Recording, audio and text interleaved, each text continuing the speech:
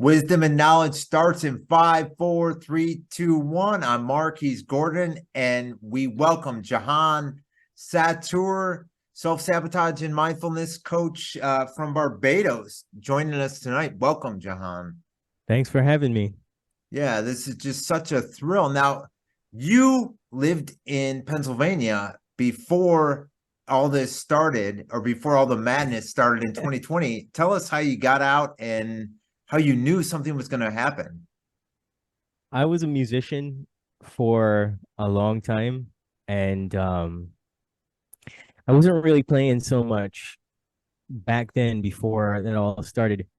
But some real strange stuff started happening around the time that Trump got in. And when I say strange stuff, I mean I would see a lot of musician acquaintances and friends and stuff like that posting on their personal Facebook pages that they think it's time to go home and be with their families. Something's gonna happen. And I was like, that's it's really fucking odd. That is the strangest thing that you could say. And I wondered if it was fear mongering or what it was. But I also know that certain people with certain types of connections, they know what's going on before things happen.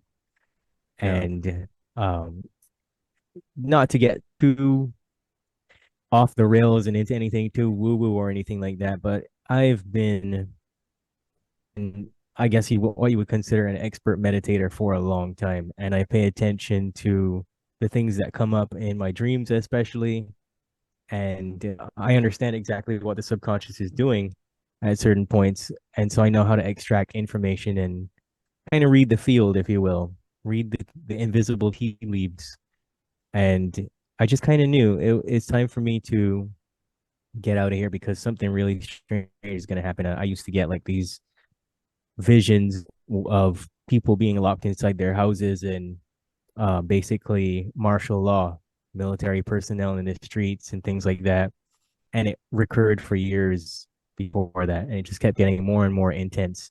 And I started to realize, okay, something's going on here because there were other things besides people saying they want to be home with their families and stuff that was happening. That was like, okay, I got to get out of Pennsylvania. I got to get out of America. So you're originally from Barbados, Yeah. and then you were living in Pennsylvania, and so you started to make your exit plan and made your way back to Barbados, and you were there when the world went crazy, and all of a sudden, oh my gosh, someone sneezed, take away their civil liberties and rights. And what was it like down in Barbados during COVID? Well, there's something that we should all take into consideration. I know a lot of people don't know this, but there's a manuscript known as the Barbados Slave Code, and that was the manuscript for slavery around the world. Right. So slavery was essentially perfected in Barbados by plantation owners and those above them, and those methods are being used consistently because it's what works. And so, to answer your question, that's exactly what went on. Everybody defaulted back to their what's in their subconscious because we have that ingrained in the collective reality here. The just bow your head and do whatever it takes to not get into trouble mentality. And so it took, I think they said recently that um it's 1,000. Actually, let me just round that off and not get too technical. It's more than half of the population has taken the medicine, right? Well, that's less than Canada. Yeah. You Yeah. know, And I so know. everybody was extremely strict about masking and stuff to the point that the day after they lifted the restrictions, which was only um November last year, Okay. a lady went into a store the day after It had already been 24 hours since the restrictions were lifted, the mask mandates. And she went to the store without her mask on, and two police officers tackled her to the ground and beat the living shit out of her. Oh, jeez. Yep. So you left Pennsylvania with this ominous feeling that something is going to happen, something bad, and it's time to pull up stakes and make my exit plan back to, do you feel like you jumped from the frying pan into the fire?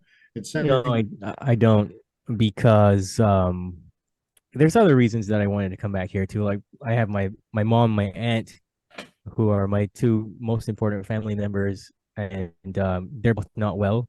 So I knew that I needed to be in a position of leadership and protection for them because nobody else really can step up for them around here.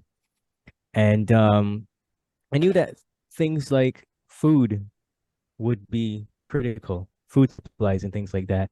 We have a large amount of, fresh vegetables and livestock and stuff that are readily available that are not tainted by chemicals and things like that, right? So that was one of the advantages because when I was eating out there and stuff, so I didn't realize that if I ate something that was so-called organic, I'd still feel a little bit off maybe the next day or whatever. So I had to learn to stop eating that, and it was too difficult to live out there and acquire clean food all the time. So it was easier for me to come back here and know that there would be less of the GMO stuff and less of the spraying of chemicals on the food and stuff. And Sure. it still hasn't picked up to a large scale yet. Sure, there are some farmers who use Roundup and things like that, but that's Not as much by any means. yeah, it's not as much by any means. There's a lot of people that have untreated soil and stuff like that. And I suppose the supermarkets and stuff are very, I don't want to use the word Americanized, but they're modeled very much after that system, that Sure. form of marketing. Actually, if you read a book called Brand Washed by Martin Lindstrom, you find out all about how they structure these things. And Okay. I see the contents of that book everywhere I go now. And it wasn't like that even when I left. So they're catching up in a lot of ways, but things like that made it easier. Also, cost of living, whatever money I was making, I could stretch that more because the exchange rate is 2 to 1. So $1 is 2 Barbados dollars. So I saw lots of opportunities to just get the hell out of there and kind of hunker down. Um, and you didn't have to put up with a Pennsylvania winter anymore. I love the Oh, winter actually. oh, you did? I Okay. love the cold, yeah. Well, you're in the Huh. wrong place. For sure. For sure. Now, how did you get to know Jason Christoff? Because we're kind of springboarding from Jason, and you studied under him. Yeah. I didn't study under him actually. What's funny about that is people kept saying to me, friends of mine kept saying to me, the stuff you talk about sounds like Jason Christoff. And I was like, Hmm. oh, whatever, whoever that is. And then finally a friend of mine who is he runs a radio show. He said to me, have you ever heard of Jason Christoff? The stuff that you say sounds really similar to what he's saying. I'm like, okay, who the fuck is Jason Christoff? Where do I find this guy? So I actually then went and I found him and I talked to him. And I was like, okay, yeah, we're on the same page. We really are on the same page with a lot of stuff. And that's how I met Jason Christoff. That was only 2 years ago, maybe. Wow. Now, you say you're much on the same page and talking to you. I'm hearing the same perspectives on a lot of things. What did he open up for you? Were there areas that you said, you know what, I've only explored that a little bit, and then let me go deeper? Were there elements like that, things that you'd been swimming in the shallow end and you went, let's go deeper now? I would have to say he definitely got me to focus a little bit more on who was at the top and the reasons why they were doing the things that they were doing. I had gotten into a lot darker territory with the psychology through doing the work, I've dealt with people who've been human trafficked and members of cults and stuff like that. Even up to the other day, I mean, a rampant thing. The other day, I had somebody that was involved in Scientology, and they're just kind of messed up in the head because of it, you know. So cults are everywhere, and it's affecting people. But he made me sit back and really take a look at it. And I think that what was going on with the pandemic as well kind of made everybody have that same reaction to. And let's take a look at who's really behind everything, because I was aware of brainwashing and mind control and stuff like that. Because a lot of the work that both me and Christoff do is deprogramming people from that. A lot of times it can self-sabotage coaching can be a lot like exit counseling for cults, Right. you know. Yeah. And a familiar term to a lot of people will be the Stockholm syndrome. Yeah. I agreed with everything that he was saying to me though, because at the very least, in order to reach the level of freedom that people like us are at, you've got to completely exit the matrix. And that was the only thing that worked for me when I was in recovery, because I used to be an alcoholic and I used to be to a certain extent, a press enter type person, but not as bad as everybody else. And I just kind of knew that when I was going through my most radical transformation, that in order for me to lead people into a good direction, I had to walk that path on my own for a while. And so I stopped watching television and stopped drinking coffee and stopped drinking alcohol and smoking weed and doing all this stuff, basically poison-free lifestyle. And a lot of that was like realizations through meditation too, because back then hardly anybody was really saying the kind of stuff that we have the freedom to say at this point outside of a conspiracy platform, you know. It's actually a safer time to talk about the things that we're talking about now because of the backfiring of what happened to a certain extent. You can have more open conversations, I should actually say. And I wouldn't say safer. For the moment. For now, yeah. Question I want to get into with you is, we talk about deprogramming, unplugging yourself from the matrix, et cetera, et cetera. And you talked about giving up alcohol, giving up weed, giving up coffee, which I in all of 2022, I've had 2 beers. That's all my alcohol this year. I don't smoke weed. Coffee would be a hard one for me to give up. But we've become a culture, and it's ingrained in our psyches now, drilled into us, that wellness, whether it be physical or mental or spiritual, everything now it comes from the bottom. It comes in a pill or at the end of a needle. And if you can't sleep, take a pill. You're having trouble staying awake, here's another pill. Anxious, got a pill for that. Depressed, here. You can't pay attention, you're having trouble focusing, we have drugs for that too. What about all the side effects? So don't worry about the side effects, we have drugs to handle the side effects. But people have it ingrained in their head that without pharmaceuticals, that life would be miserable. And how do you deprogram a person from that mode of thinking? That's a really big question.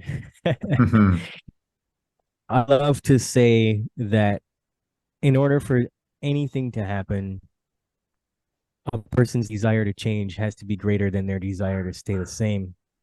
And we've been systematically programmed and hardwired over years that we weren't even alive as individuals. We have been instructed right down to the DNA level to behave in certain ways. And so we are carrying programming that our parents had, our grandparents had, all the way back down the ancestral lineage. So it begins with really spending a lot of time listening to that person. What are that person's actual needs? Because a lot of people will come to a counseling session or self-sabotage for things that really sound a lot more like wants. And it's not something that they really deeply need to have. And when they get accustomed to living within a different mental and emotional environment, then they begin to realize, okay, the things that I thought I wanted and the things that the world is telling me that I need, none of that's me. Right. So you have to lift the veil first before you really start making changes. And in instances like that, it's easier to get someone to add something into their um, habitual behaviors than it is to take away at first. And do you So find that people have to, a common, whether you're talking about self-sabotage behavior or addiction, or so often you hear people saying that I had to hit the bottom. I had to hit rock bottom before I realized how bad things were. It doesn't sound like you, though. It sounds like you had your realization without having, maybe, maybe you're drinking a bit too much, maybe you're smoking a little too much weed or whatever, but it doesn't sound like you hit rock bottom, or did you? oh, I hit rock bottom hard. Mhm. I hit rock bottom 3 times before I finally decided to take responsibility for myself. I was a musician, teaching kids and playing on stage from the time I was about 14 years old. Okay. And I got inducted into the cult of sex, drugs, and rock and roll around 17, going on 18. I didn't break away from that until age 25. And when I say break away from that fully, it was like my mom used to say when I was growing up, you have to slowly take your hand out of the lion's mouth. And I never really understood what she was talking about, but it became like that for me because I tried to commit suicide 3 different times. And the third time, I actually was so down on myself. I was like, Jesus Christ, I can't even kill myself right. And it was actually hearing myself say that out loud and sitting with the feeling that accompanied that jarred me into reality. And I was like, there has to be something more. And I guess anybody would be down on themselves if they were in the position that I was in because I was trying to recover mentally from and emotionally from an abusive father. My sister's what you call a narcissist, a very evil person. And me and my mom suffered in silence for the majority of my life on this planet, dealing with stuff like that. You couldn't tell family members, you couldn't tell family friends, you can tell anybody anything because they would gaslight you. They'd be like, oh, no, not them. They're the sweetest people we've ever known. And just repetitive information going into my subconscious mind all the time from the time I was a child left me playing out programs like I don't understand what it feels like. I don't understand what it feels like to be safe, and I don't feel like I'm good enough.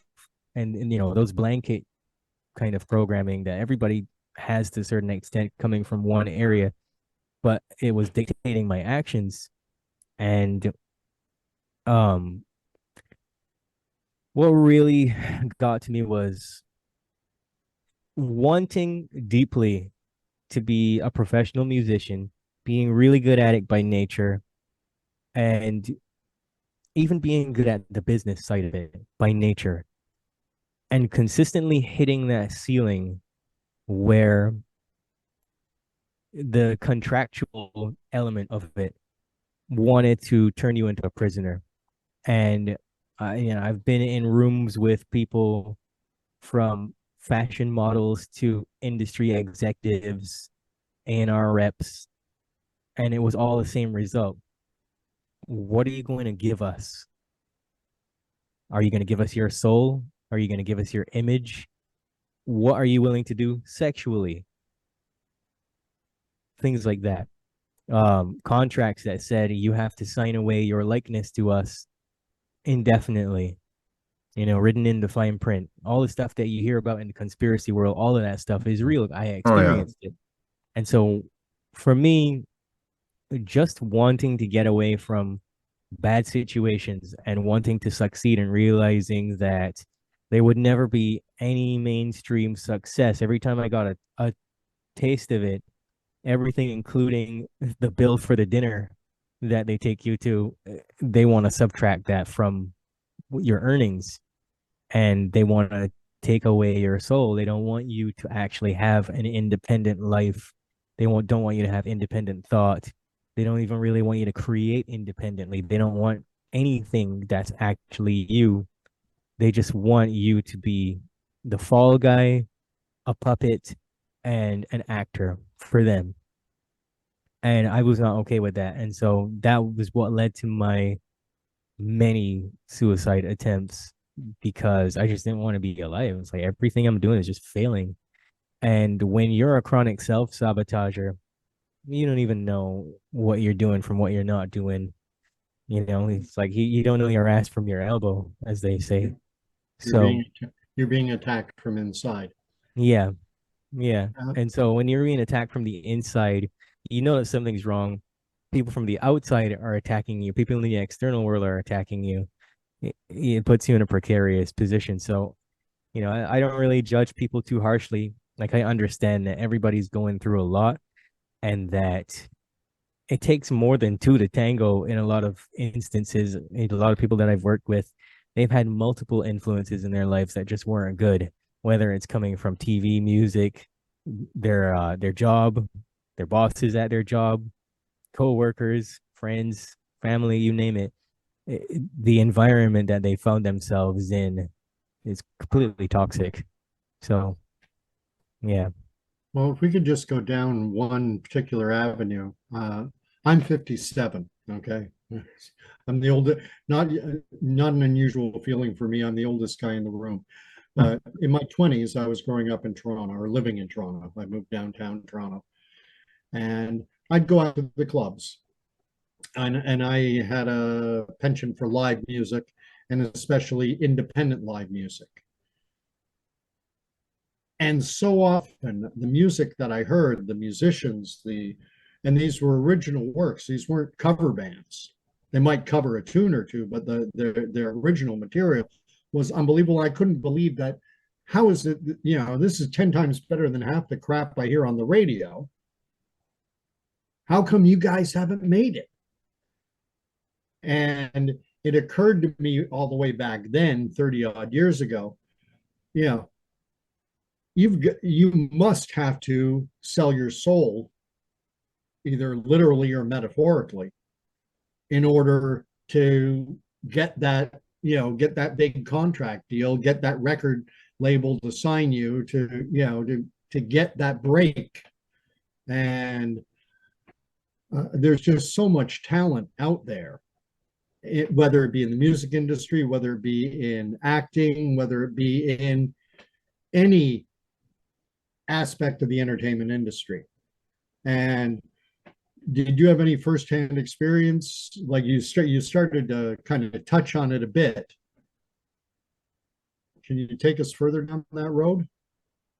About life as a creative Well, specifically? life as a creative, and then seeking greater fame, Yeah. and what you have to do, and the compromises you have to make, and what you have to be willing to give up in order to achieve that greater fame. You have to be the kind of person that looks like what they want, sounds like what they want, and you have to be just dumb enough to be controlled, or greedy enough to be controlled. You have to be living in a place of fear that allows you to put your morals and your values to the side. That's what they're looking for. That was one of the things that made me really angry, because I was always the kind of person where I wanted to think for myself. And just like everybody else, I was living in a state of unawareness. I wasn't aware of what I was not aware of. And as I went on, I became a very quick learner. And I actually worked my way up, getting involved with a lot of radio stations, and I would hang around wherever I had to hang around whoever I had to hang around, make friends with people, be very charismatic, be a genuinely nice person to be around, easy to work with. And that got me a lot of connections, and people genuinely liked me. So much so that when I eventually made it to the US, I had tons of people just begging me, "Oh, come stay at my place." Like everywhere, every state, yeah, come visit, because people genuinely grew to like me, and they liked my ability as a musician. And I think that being easy to work with was the thing that got me the most connections. But whenever I touched a ceiling, like I got into a room with A&R executives or whatever, they would single me out. And what I noticed would happen is that they would send repeat offenders to me. They would send people that were already involved, that maybe I knew, that could sweet talk me and get me into a particular room with them, get me to come to some party with them. They would send, like I had one incident, I'll just say it very specifically. I had one incident where I went to audition for 7 different record labels in one sitting. And the one A&R guy that really liked me, he was clearly gay, and he kept trying to get me to come to his hotel room. I turned him down. So instead, he sent a woman to come and entice me, to try to get me to her room. And I actually went to dinner with her. And I didn't realize that it was the same tactic, just being used by somebody else. Yeah. Um, and all of a sudden, I see the same guy show up and come sit at the table and start talking to me. I was like, I'm not really about this. So I've had things like that happen, and I've been to the parties that you hear people talking about, and then all of a sudden you get there and it's not a room full of 100 people, it's a room full of like 10 people. And from very young to stuff like that was happening. I mean, age 17, like if I wanted to get a grant for one of my bands or whatever, I had to go to a party to meet a bunch of people. And then when you get there, it's just like us kids and one older guy. And he's like, "Do you want to go in the pool?" And he pulls out like a whole clothing rack full of swim trunks. So he's obviously accustomed luring talent there Yeah. and getting them drunk. And I remember going to one party that was like that, and I just left. I was like, I'm not about this. And things like that, just kind of repeated over and over. So, I mean, I could get into a lot of different stories, but it all kind of leads to this same road essentially. Before my last suicide attempt, I actually was about to sign a big contract, and my lawyer pulled me aside, and that was when I got inducted to the world of conspiracy. Finally, he actually was the lawyer for Rihanna just Okay. before her major label signing, and he was accustomed ushering artists into that world. And he just pulled me aside and he said to me, "Have you read and understood everything that's in this contract?" And I said to him, "No." And there's a lot that I don't really get. It just seems like big Legalese. words glued together. And he sat there and he explained everything to me, and he was like, "Are you okay with this?" And I was like, "Yeah, I guess so." And he was like, "You have to be certain. You can't just be like, I guess so. You can't just want whatever it is you want." And I could tell that he was holding back from a lot. And I said, "Listen, do you want me to sign this contract or not?" And he said, "No, I can't let you sign this contract. You're a really nice guy. You are a decent human being. There's not many people out there that are decent on this planet. I can't let you go down this path." And he said, "I could explain a lot of stuff to you, but I want you to watch something." And he takes out his laptop, he opens up YouTube, and he showed me a video. And it's from a guy called Farhan Khan or something like that. I don't think he's on YouTube anymore, but he just used to make videos about the music industry. And he said, the lawyer said to me, "Everything that you're about to see in this video is 100% true. I want you to pay attention to it and understand that this is what you're signing on for if you sign this contract." So I sat there at his desk and I watched this thing with my jaw on the floor, and I thought to myself, this is not the truth. This has to be some crazy kooky guy that's making this stuff up.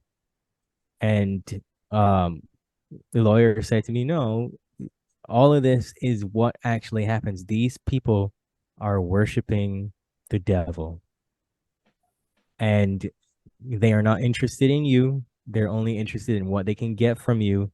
They want to use you all up, and they basically just want to use you as a face for their agenda. And you're not that kind of guy. And he even took out the contract, and then he started going through the fine print, showing me where, clauses and stuff that basically said once they got me for life, and that I would never be able to get out of it.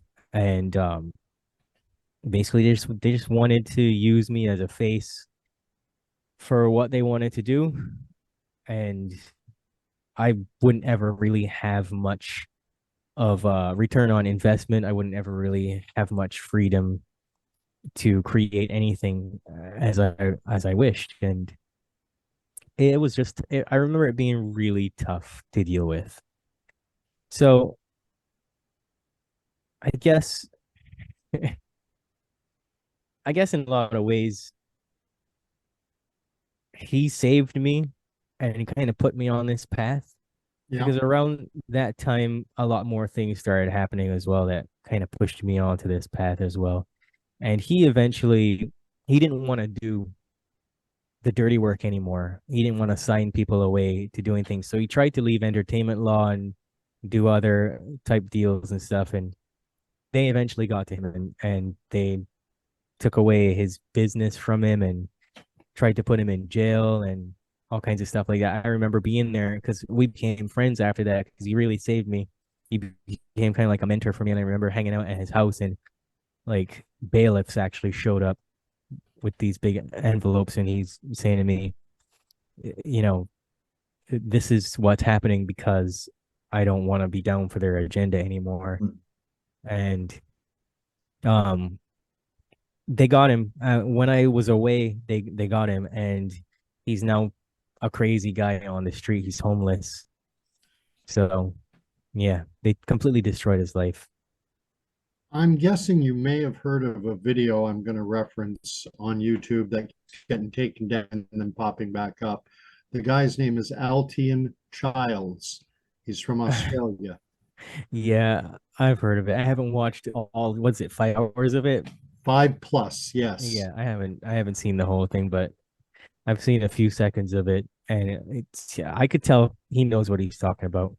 And it's I've watched the entire 5 hours Holy shit. and did it over three installments.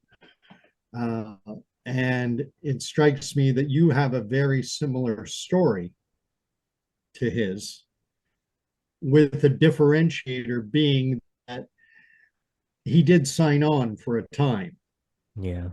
And it's like you walked right up to that line. He stepped over it, you stepped back. Yeah. But what does that do to you? Because if we're, and we get into this word programming, and I think it's more so true your generation and younger people now are programmed. Everything is digitalized now. Everyone's got their phone, their tablet, their device, and fame. We've got all these YouTubers and everything, and everyone is chasing notoriety. You could say Mark and I are guilty of it too, to a degree, putting out our own podcast. Yeah. We're throwing ourselves out there. You guys have been slapped by the beast quite a few times too. Like, aren't you on a new page now? Yeah, well, yeah. This is Mark, from Mark 2.0 to Mark this to now wisdom and knowledge and 5, yeah. yeah. Yeah. But speaking as a young man who's had this dream of making it big in the music industry, and getting right to that line and then realizing, oh my God, this is the way the game is played. And if I want, it's not the way I thought it was. I'm not going to have creative control. I'm going to be signing over pretty much everything if I want to achieve that success. And it's the old golden rule. The ones with the gold make the rules, and they control the media. They control the radio stations. They control the record labels. They control. And if you want to play in their arena, well, and they are, and it's by invite. Oh yeah. And they have to either like you a whole lot. Someone that knows you that's in the club has to invite you, or somebody that's in your family line had to have been a club member. And so that third option is true for me. Right. Okay. And even like my grandfather and stuff, he told me when I was younger that he went to a couple of these lodge meetings and stuff, and he just didn't like it, and he left. He never went back to it or anything like that. So I knew that he kind of was a low level member, and he just didn't like it. He's like, I'm not signing on for that stuff. And it's a weird group of people. But I do know that there are people in my family line that were a big part of stuff like that. So well, I think when that an individual, I've been invited by a work colleague in a different lifetime when I was in my 20s. And one of the things that you are told when you take your first step, when you are joining, they say, why are you here? And you say, I am in the darkness and I want to come into the light. And as someone who was brought up, raised in the Christian faith, I'm already in the light. If I'm a Christian, Jesus says, I am the way, the truth, and the life. Jesus is the light of the world. So how can you be in darkness? And do you have a particular faith yourself? no, I don't have a particular faith. I've found that that's a very dangerous territory to walk. Okay. And a lot of that has to do with the programming that comes from religious ideologies, a lot of new age spirituality and different things like that. It's very difficult to differentiate between the truth, as in what actually is, from the kind of stuff that they're saying. It's all weaponized, I should say. Um, and it's like that in just about every area of life. I think at this point, it's really difficult to know what is propaganda and programming and what actually happened, or what is actually going on, or is there a God and things like that. Even words like God and stuff, I try to stay away from using that word too much, because I know that it's really just an inversion of what's going on. So I prefer to say things like the creator of all that is, but I don't have a faith, right? Because I know when you say God, you're just saying dog, like word magic, things like that. And it's really hard for people who are just waking up, or maybe they haven't woken up, but they're very religious, to accept things like that.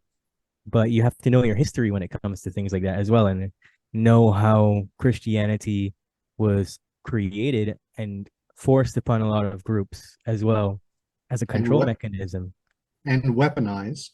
Exactly. And to know exactly where the information is coming from. Like we have the Sumerian tablets and all these different things that information was pieced together from, and then this really complex story was taken from. However, if a person is a devout Christian, there's nothing wrong with that if they're using the information for good and they're really living, as you said, Jesus said, I am the way, if they're living that path of mastery and they're trying to get closer to the character that was Jesus, then good for you, just keep doing what you're doing. There's no need to really deviate from that path. If you're not doing things that's hurting you or hurting other people, I just want to chime in a minute because I Yes, have a please. similar story, not as big as you, of course, but I was sucked into wanting to become an actor, and maybe it was because of watching all these TV shows growing up. Oh, this is great, this is great. So I went out to LA for about 10 years, and I worked on these TV shows just as a fly on the wall extra. But what woke me up was 2016 when they had, the stupid election, and which I'm not political, not political anymore, I should say. I was sucked into it. But they kept on, having me be tearing down statues, tearing down statues, tearing down statues, or you're a rioter. And I'm like, and even before that, it was like I was part of this Michael Bay show, and it was all of humanity was wiped out by a pandemic, and the solution was, inject the and I didn't when I was doing it, like for most of the time until I woke up, I did not know what I was a part of. That it was all brainwashing, it was all mind control, that I was in a scene of CBS show The Mentalist, where it was a blood ritual. This actor, Malcolm McDowell, was pouring blood on two half-naked chicks. And I remember we were dressed in robes. And I remember a Christian screaming out saying, "No, I can't do that. And if you rap, if you go home, you're blackballed. Even an extra, you can't do anything anymore." And there were situations, like dumb situations, where I would be in this Agent, I think it was called Agent Carter, was a 1960s Marvel show. Gordon, you're gonna laugh at this. So you have your sideburns, right? 1960s sideburns. So this is like early December. They have the last episode, and they didn't say that they're coming back after the holiday. So I come back a month later, and they go, "What the heck happened to your sideburns?" They flipped out. This is a Disney ABC show. And they're like, "What the heck happened to you?" They were so flipped out that they took me over to hair and makeup, and I'm just a fly on the wall extra. And they were so pissed off, they couldn't fix it. So guess what they did? They put a sheet over me in the theater and had me be a dead body. Complete. Yeah, I was sucked into all that. Luckily I didn't do it as my primary job. Only 1 year I did it as my primary job, and I kind of caught on, you can't make a living doing this. Yeah. Now, Mark, Yeah, just to keep the focus on you for a second, sure. and you've never talked about this. If Okay. someone had come up to you, if a director had come up to you and said, "You know what? You have the look where we want, you have the voice we want, you have the stature I've got a speaking part for you. We want you to have an actual credited role." Were you, in doing this, did you have aspirations that maybe this could happen?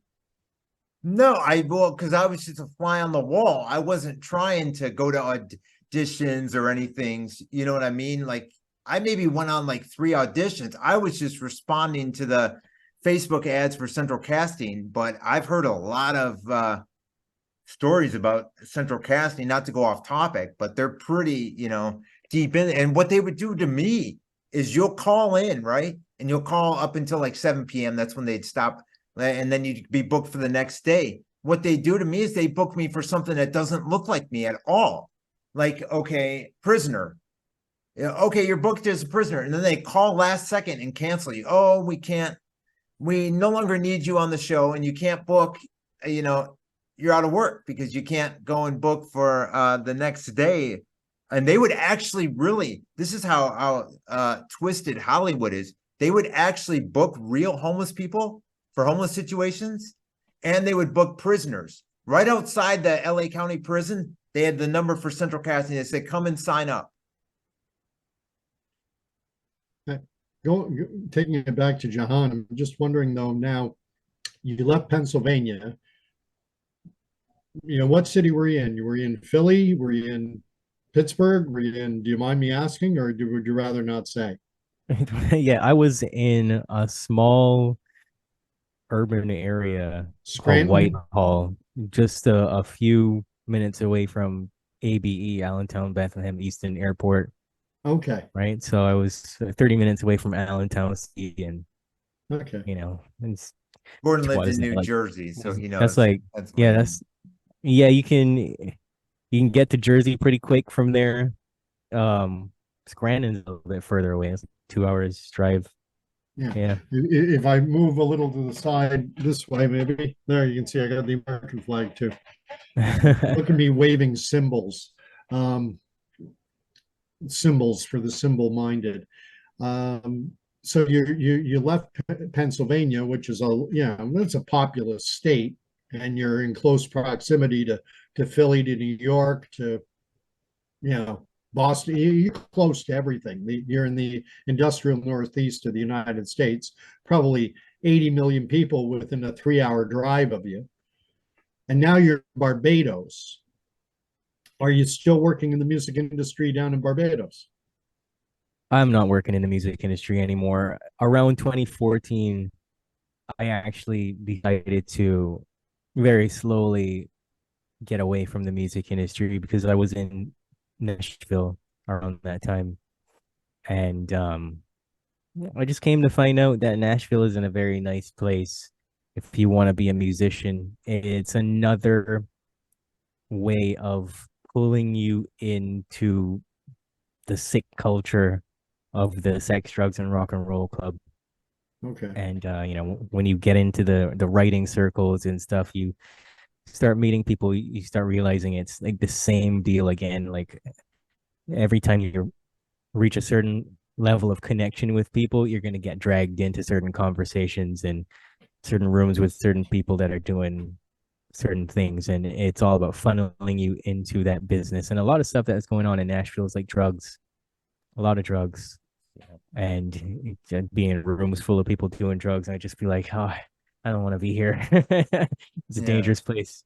One thing that Yeah. I wanted to ask you, just get your opinion on, because obviously it's just your opinion, but do you think there is anyone that was big that was a decent person or didn't get sucked into all of it or tried to get out of it? Maybe like a Michael Jackson or Johnny Cash or something. That's a tough question Yeah. because I think that, oh, you're right. My opinion really doesn't matter. It's like what's fact and what isn't fact. Mm. Um, if you look at the 1960s, you look at the creation of things like Sun Records and stuff, and where black musicians like Ella Fitzgerald and all the people of that era, how they were essentially just treated as indentured servants, slaves, just paid to play. And you realize that the music industry has always been this dark entity that has just evolved into what it is now. I think there are a lot of people with good intentions and good hearts who have gotten into it, and they're kept in the dark about what's really going on, but they can't help but get exposed to it. Because if you want to get airtime on MTV, I'm Yeah. dating the era that things would have been happening. You want to get airtime on MTV, you got to start doing things a little bit differently than you ordinarily would. You got to start turning some blind eyes to some things, getting in rooms with people. Yeah. And even if you genuinely don't know, you're aware. Mhm. But you're just like, I'm going to keep my hands out of it so that maybe I'm not incriminated, but you're still Yeah. a part of something that's bigger than you. And um, that's why I wanted to tie back into the question you asked about being of a particular faith and stuff. Being spiritually connected is very important to deprogramming from the matrix. When you know who you are at the core, it doesn't matter if you're reading the Quran, the Bible, Harry fucking Krishna, it doesn't matter what you're doing, you will know beyond a shadow of a doubt who you are at the core, and that you are not this body, and that you are not your mind, that you're just a fraction of spirit that's using this vessel temporarily. And once a person has that realization, they begin to live differently. They begin to crave a different lifestyle. It's difficult to fit in any narrative anywhere. And you realize that essentially you're just an actor in this body. So it's critical to getting away from anything that you tap into your spirituality at a deep, deep level. right? So when you know who you are, it's really hard to program you with new information, and then all of your dormant programming begins to come up, and that's what creates conflict for a lot of people. That's where a lot of people begin to have doubts about what's happening out there, and maybe they get sucked back in because they want to wake up too soon. Maybe they become that annoying conspiracy theorist neighbor or something because they want to wake up too quickly. Essentially, your focus has to be on spirit, cultivating that spirit, finding out what works for you. Live your own life. Like when people get off of this podcast, don't take anything that we say at face value. Live your own life and see if what we say matches up to the reality of what you see or the reality of what you are ready to see, because you're not going to see everything all at once, right? Now, question for you. We live in a hyper-connected world, more connected than it has ever been before. But even before the hyper-connected world, even before social media and cell phones and everyone with their device 24/7, 365, everyone is there's always been a cultural norm, a cultural expectation. There are certain the culture, and when you unplug from that and you're in social situations, and in social situations you will remember everyone. An experience I've talked about is going to a tennis court, local tennis court, playing tennis, and the woman with whom I was going to, well, we were playing mixed doubles, doesn't matter, she was all happy. We were the first two there. She was all happy and bubbly, and I'm like, you're in a good mood. And she said, oh, I just got my second shot. And I was like, okay, oh, good for you. And she went, have you had your second yet? And not being one who likes to lie, I said, Anu, I haven't even had the first. And then she, why not? And I said, oh God, do you have an hour? And she said, no, you're not one of those, are you? And I just shrugged and went, I guess I am. And then we had a bit of a conversation about, but because I genuinely think I don't fit the mold. Everyone thinks I'm the guy who would go along. And when I've told people that I haven't gone along, they're like, you didn't get it? Like, no. Yeah. Oh, yeah. Yeah, me, really? And they're like, why? I've had this conversation too many times. And, oh, Gordon. mm-hmm. And I'm 57. I was in the Army. I should be Mr. Yes, sir. Yes, sir. Oh, hi, sir. The exact opposite. Yeah. Yeah, I love how you say that. You reference the Army and stuff, but a lot of people that are in the Army, they wake up. They wake up through trauma, through exposure to authority on an extreme level.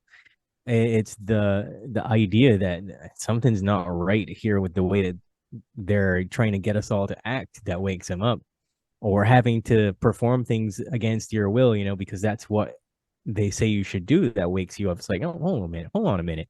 That's not something that I naturally feel is right in my heart.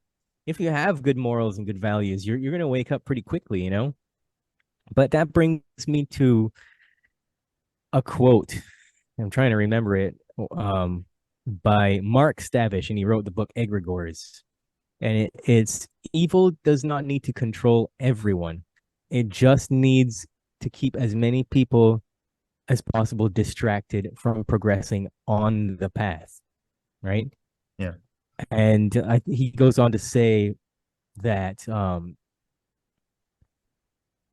it's the path comes in different forms, and it's the media, personal devices, video games, movies, TV, music, and sports. Those are the programming mechanisms of the cult. Before that, what did we have? We just had to trust what people said to us, right? And we all just loved gossiping and playing these little games of pass the message and stuff like that. And memes have always been a part of society. A meme is a mind virus. It's an idea And so most people, even if they're not controlled by what's on the TV, they are essentially, as Mark Stavish says, the prime candidates for demonic obsession and possession, right? And he says that to affect one of them is to reach millions through them. So from time immemorial, the global cult of disempowerment, as I like to call them, they've known exactly how to crack the skulls of certain people because they know that will bleed out. And that's one of the reasons why people will react to you and try to reference your background, Gordon, and say, oh, well, you should believe this way because you are this thing. People think in terms of labels. I am a whatever, or I was this thing. And so I must be that thing forever. That part of me that I had to become in order to play that role is supposed to live inside of me forever, but not really. That growth doesn't work like that. Maturity does not allow for that, right? So I never walk into a room and say, oh, I'm a musician just because I can. I don't even like saying I'm a guitarist. I don't even like saying that. It's just something that I do. We're human beings, not human doings, right? But people don't see that. People identify with anything that comes along, and back to the first point, when they are not deeply in touch with their spirit. Spirit always comes first, right? Spirit has no labels, no desires, no wants, no needs, nothing. And so we have to touch that place daily in order to operate in the world and kind of see people like, I don't know how you did it. I would have smacked that lady in the head with a tennis racket, honestly. Yeah. Like, you're one of those. I'll give you the rest of the conversation short. You know, she said, but why? And I said, do you have an hour? And she said, no, really, why? And I said, oh, all right. I said, I'll give you one. And this would have been in April, no, probably May, June of 2021. And I said, all right, here's one. I said, the trials that they're doing do not fit, they're not even done. And immediately she said, that's not true. And I said, see, I said, that's the problem. I said, I've looked at, I've invested in biotech stocks before, so I know how to look into the clinical trial process and to see where they are. And for one company, starting with an M, it doesn't finish until October of 2020. I think it was 2022 or 2023. And the other one doesn't start end until January or December. After that, I said, so the trials aren't even finished yet. She said, but they're approved. I said, no, they're not. And we went down the little rabbit holes, and I just dropped it. But I wanted to get back to something because you just talked about a number of different areas in which we're programmed. You mentioned television, you mentioned music, you mentioned movies. Then you hit me where I live. You said sports. And what you're saying, you're preaching to the choir. I know that this is programming. I know I'm being programmed. I know I'm being influenced. I know a lot of it is subliminal, targeting my subconscious. And I'm aware of that on a conscious level. But starting in the early 1980s, I became a diehard Blue Jay fan. I would go to school in the morning with the sports page. And if you asked me anyone on the Blue Jays, I could quote their batting average within 2 or 3 points, how many wins, how many losses, their ERAs, how many innings they pitched off the top of my head. Huge baseball fan. I have cut the cable. I don't have TV anymore. I haven't had TV in the house for over 10 years. I never listen to the radio anymore. I still have connection to the internet, obviously. But the one thing I cannot completely cut myself from is baseball. I still am drawn into it. I want to know. Bo Bichette, all-star shortstop for the Toronto Blue Jays, has a problem with his leg, but it's not as. And I can tell you all the stuff. I can still tell you their averages and their ERAs, and I know I shouldn't. So I'm a student coming to you and I say, Jehan, what do I do? I recognize, but I just can't stop. It's just too easy. I go and I can type it away and I can get my fix. I can get my baseball fix. And why is this a bad thing? You know, I feel like this is something that Jason Christoff would go off on. I should have asked him, but I'm asking you. You know, like just the history of sports has always been a control mechanism. It's always been the bread and circus thing. It's always been to keep people who are unaware of themselves in that state of unawareness. Now, where there's a fine line there is I hear you say things to me that are very simple, like, I know I shouldn't. Should you or should you not? Do you get joy from this or not? Yeah. Is Yes, it ruining your life or I- not? Like, it's know, not like, ruining Yeah. my life. No. And I get endorphin little rush from right. Yeah. reading the box score and seeing that Vladimir Guerrero finally hit his 18th home run and that he got his 63rd RBI and that maybe he'll make it to 100 this year. You know, and that Jason Romano just, saved his 30th. I get a little endorphin rush from the, and those little endorphin rushes is part of how we're controlled. It's a drug addiction. Yeah. Yeah. Even though it's a chemical in your brain produced by yourself, it's still, you're addicted to it. And so the way you get addicted is by your behavior. And I feel like I'm talking my own way through the answer. You're coaching yourself right now. There you go.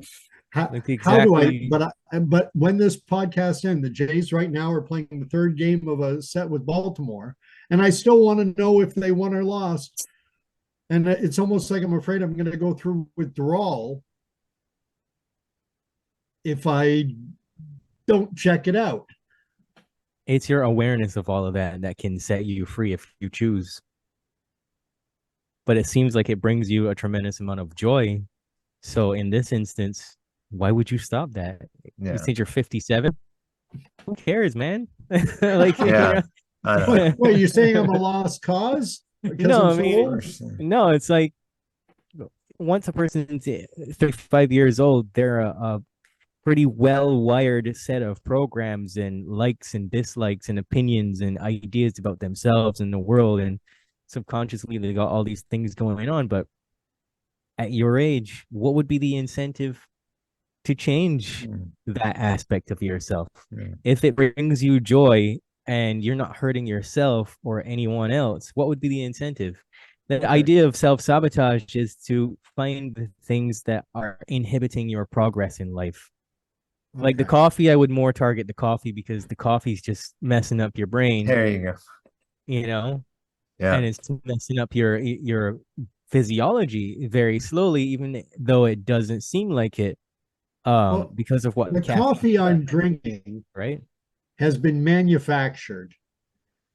Goodness knows what's in it. I know there's so you're aware of that, but what if I had natural coffee beans ground organically? It would still be the same. It would still be the same. It would still be the same. Caffeine's a pesticide. It secretes the pesticide so that when the insects land on it, it poisons them, they die, and it kills all competing plants in the area. So it's in every coffee you drink. It's also in decaf, right?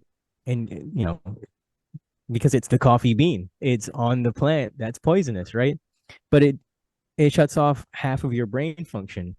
It numbs you, but it also blocks the absorption of the nutrients in all the food that you eat. So the whole time you're drinking coffee, if you're taking supplements or you're eating a really nice diet, you're not really getting the majority of nutrients that you should be getting from it. So that's why we would go down the route of slow down on the coffee, and maybe take it out of your life, because it also steals energy from tomorrow. You're tapping into your adrenals it produces something called adrenocorticotrophic hormone, which puts you on a micro level in fight or flight. Other people have, the fawn and the freeze response as well. It's triggering the limbic system. Anything that's triggering your limbic system is causing you to run the subconscious programs of stress. Because you're running a subconscious program, it's like being inside of a picture frame. You can't see the picture when you're inside of the frame. So you're only a character in it. You're not witnessing it. You're not observing yourself. So the thing that happens with people is I get all these emails saying, "Oh, I heard you talking and I stopped doing this thing or that thing. And because I don't do this thing anymore, I am now aware of other aspects of myself." It's what's called a Johari window in psychology. All right. It's, all these different things, but that's your personal choice, right? You sold me. You sold me on coffee. I'm going to make a concerted effort for this to be my last coffee. And good luck with that. Yeah. I went on an exercise one time, 3.5, 4 months long. And we didn't have time. I never had time to have a coffee. And I'm one of these guys who would drink 10, 12 cups in a day. And if I didn't have a cup by noon, I started to get a headache. And then it was 2-3 weeks into this course I was on. And I realized, holy crap, I'm not drinking any coffee anymore. I simply didn't have time to drink it. And, in the morning you had breakfast, but you only had a short time for breakfast and the coffee was boiling hot. And I soon found out I couldn't even take barely a sip or two. And, then it was off to whatever. And so, 3 weeks in, I'm like, I'm not drinking coffee anymore. And I felt good. Yeah. So you sold me on coffee. Yeah, Nice. I guarantee that just quitting these things will make a big difference. So I can't really say that it'll make a big difference in your life quitting sports. It's hard to tell because you seem pretty joyful. And in a lot of ways, if something's giving you that much joy and you're not like betting on it and losing all your money and doing things There like you that, go. well, maybe not, like if you're not fighting your neighbor over who won the game, then it's not a self-sabotage, But Yeah. it depends because things like sporting arenas and concert arenas and stuff like that, they're running frequencies at those events Yeah, that's a good in the point. background that make you agitated and make you want to fight people and stuff like that. You're being manipulated on a cellular and subconscious level when you go to these events. So that's why something like sports could be dangerous, It's like the chemtrails. It's like how when they spray chemtrails, people get aggressive and things like that, and they don't know why. So it's that kind of manipulation. We're going into the more conspiracy-minded territory there with things like that, Yeah. Right? Well, if people want to get in touch with Jehan Sattaur, is that a French name? I think it's actually Indian or I don't even know. Okay. Anyway, but if people want to get in touch with you, if someone wants to engage your services, if someone wants you to be their coach in helping them eliminate these negative subconscious behaviors and conscious ones, what's the best way to reach out to you? They can get me at selfsabotageinfo@proton.me. All right. All right. Before we wrap this up, Mark, I something you and I had been talking about before. Jason Aldean, we got someone who knows a bit about the music industry. Not try that in a small town. Have you got any thoughts on what's going on with Jason Aldean? Go ahead. Yeah, I can only give you my personal observations. Over the years, I've been tracking Jason Aldean because he's a very strange character in country music. I use the word character because that's what all of them are. They're characters. Jason Aldean, Blake Shelton, Luke Bryan, you name it. They always have these personifications. Now, remember, a record label is always trying to sell you the artist's image because they want to touch that part of you that is a human being that relates back to that image, so that they can bring you into the cult of that artist, the cult of that. There was a song, Cult of Personality, Yeah, I in the remember it 90s, well. right? That's what they're talking about. You're bowing down to this false idol, as you would know, as a Christian, Gordon, you would know that they tell you not to worship what? False You idols. shall only worship the Lord your God and shall not bow down to any graven image, be it of a person, an Exactly. animal, or something below the sea. Exactly. And so what they're doing is they're harvesting your energy using this character's image. They get you to worship this person, right? Now the tricky part there is that music is influencing us constantly at a cellular level. That's one big step in it. So that means that when we're exposed to music, it is literally affecting us potentially negatively by speeding up or slowing down our heart rate. It's manipulating our emotions. It's either relaxing the nervous system or agitating it. So that means it's affecting your blood pressure, your digestion, it's affecting how you breathe. Now, when you're under stress, the first thing that changes is the way that you breathe. So, um, it's been shown that music in itself of most kinds will have a particular effect on the way that you think about yourself and the world around you. Now, if you look at the culture behind country music, they have refined it down to a science.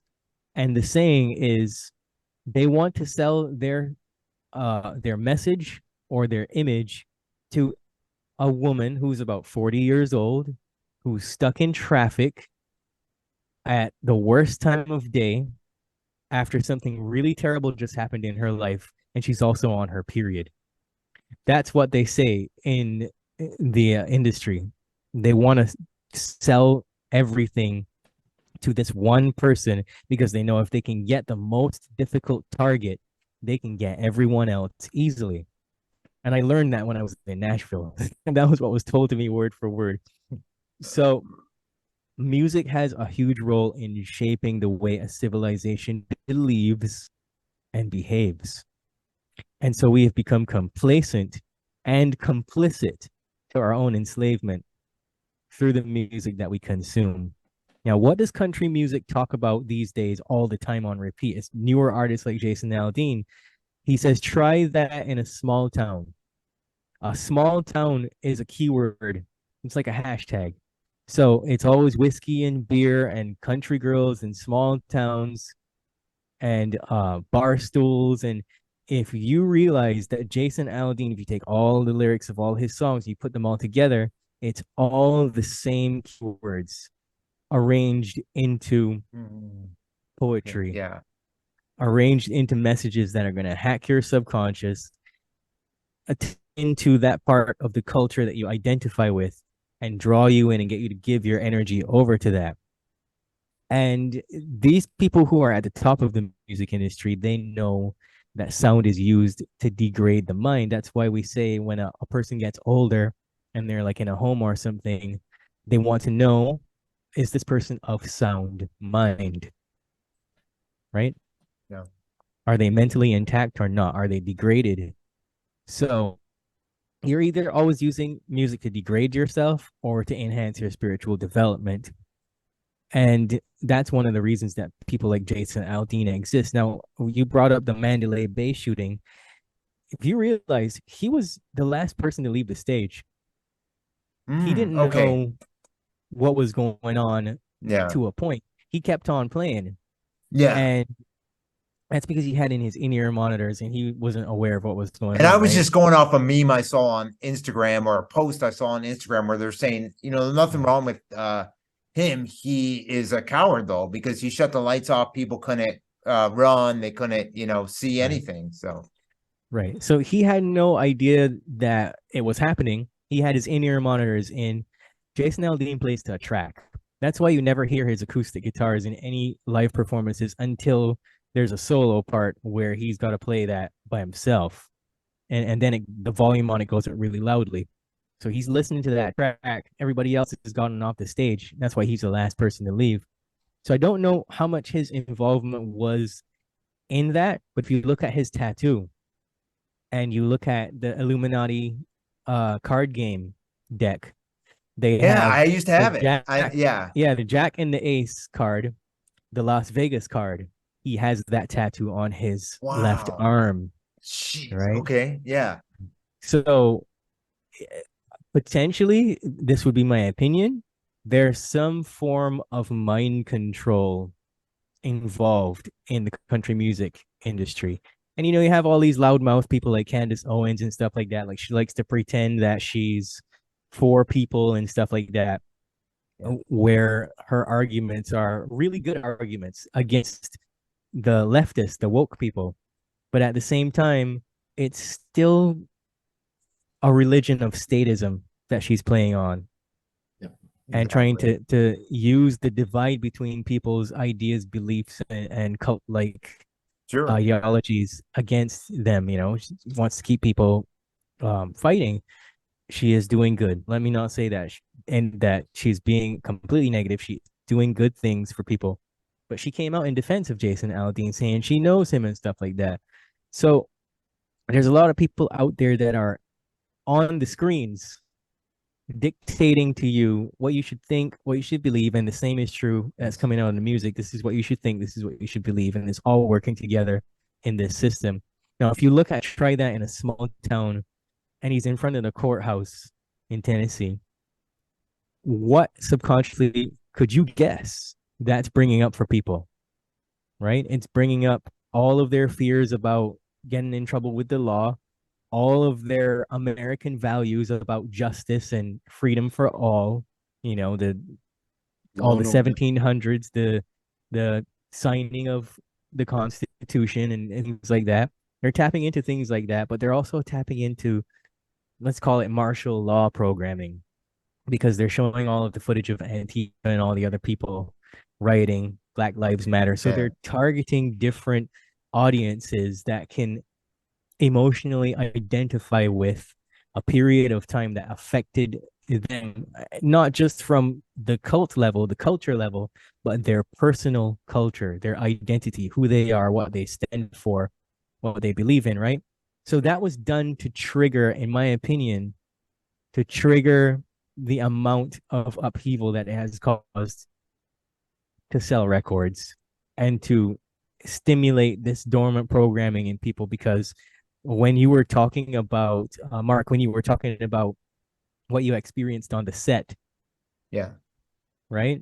That Oh was the yeah. same thing, right? And that's how they do it in the movies. They put stuff in the background of movies, and they've always used music videos and stuff like that as well as a secondary device to reinforce or install new programming in people.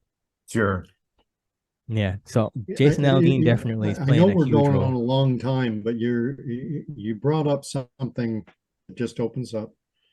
You brought up I Candace have Owens. time though. Yeah. Yeah. Oh, fantastic. Yes. You brought up Candace Owens. Yeah. Incredibly articulate, very intelligent, very attractive young woman, also Black. And so, and that plays into it because she's putting forth the something of the what would be now called the right wing perspective.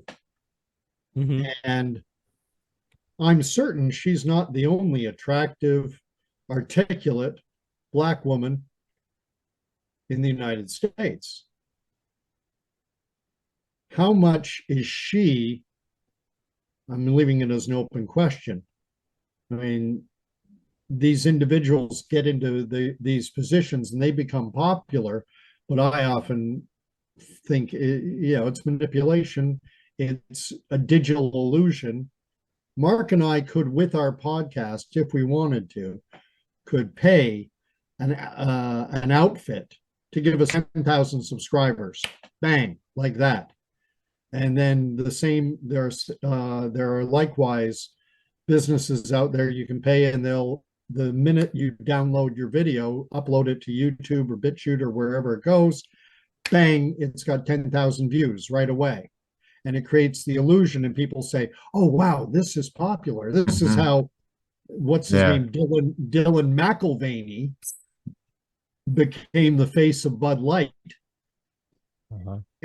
And how much do you think someone like Candace Owen is a creation, is part of the programming? It's pretty possible. I tend to think so. Yeah. And that's one of the reasons why I personally preach to people you must guard your consciousness. When you have everybody else's ideas floating around in your head, you can't make a good decision for yourself. You're not thinking for yourself. That's how most people live. Most people are hanging on the words of Tucker Carlson, Elon Musk, Candace Yeah. Owen, I know what you mean. Ben Shapiro, Jordan Peterson. Charlie exactly. Kirk. Yeah. Exactly. And you're right, because that same tactic is what's taught when you're marketing your music. Like, they tell you we're gonna I get caught you a on to certain it amount too of with the stupid political nonsense, because they were doing like these things to fight against this COVID nonsense. But it was like a false front for Trump. It was all nonsense. These, you have to pay to come and hear this doctor speak and that person and this person. And then they had somebody actually came up with something saying we're going to sue because we found out 45,000 people died or something from the shots. And they used they used 45,000. You know why they used 45,000? Because Trump was the 45th president. So it's when once you catch on to this stuff, you're like, no, it's so Yeah. obvious. We should be fair though. We all were talking, the names coming out are Candace Owen, Tucker Carlson, Elon Musk, you mentioned. Elon Yeah. Musk. We but let's Lester Holt. The same thing all these happens on people. the opposite It side. happens on both sides. That's why you don't want to, be a part of any side. And so often I Yeah. talk to people and I can tell right away where they are, because it's just, well, okay, I'm listening to Fox News now. What do you think Yeah. about this? So, and they just repeat back Ben Shapiro's lines. Or if they're identifying the left-hand side of the spectrum, they parrot back what Rochelle Maddow says, or one of the guys from Young Turks. Yeah. Yeah. And no one thinks for themselves anymore. No. Yeah, nobody thinks for themselves as much as they would like to. And we're referencing all these different names and stuff, but you touched on the exact point. People will follow the herd. If there's a perception that a certain number of people have watched a certain video or tuned into a certain station or a YouTube channel, that's it. So even the same thing happens in music. You wonder, this artist dropped a new song and then like 2 days later they've got like 5 million streams on it. That didn't happen in 2 days. No. You know what I'm saying? No. One of the companies that you can pay to do stuff like that is one called SM Zeus, I believe, where you just like, yeah, have you ever been on an Instagram live and you've seen like all these different hearts and like fire emojis? Oh, commenting, yeah, it's pretty blanket obvious statements? yeah. That's all bots, Yeah. So there's a lot of people that we know that we might follow that have over 20, 30K followers, and it just came out of nowhere. And when you go, there's websites you can go and you can check their engagement, and you can see that they've got like 1.6% of their engagement is real people, and the rest is just bots, But I contend that it works because people then jump on. And I've often contended, I said, nothing very little. The smallest amount of content that you see online that goes viral went viral organically because of Joe Schmo nobodies sharing it out. You get an Ellen DeGeneres, you get someone, and they blow it up, it gets blown up. This has gone viral, and then people share it because they want to be in on it. They want to be, I'm into what's popular. That's why it's called a meme, a mind virus. That's why it's viral. Very good. Yep. Well, that's probably as good a place to stop it as any, Mark. What do It you is, think? yeah. No, Sure. this was a joy. We gotta have you on again. I mean, we really We enjoyed this, will. Jahan. Yeah. I gotta, All right. and you've got to find out how I'm doing at not drinking coffee. Exactly. Yeah, we gotta hold them to it.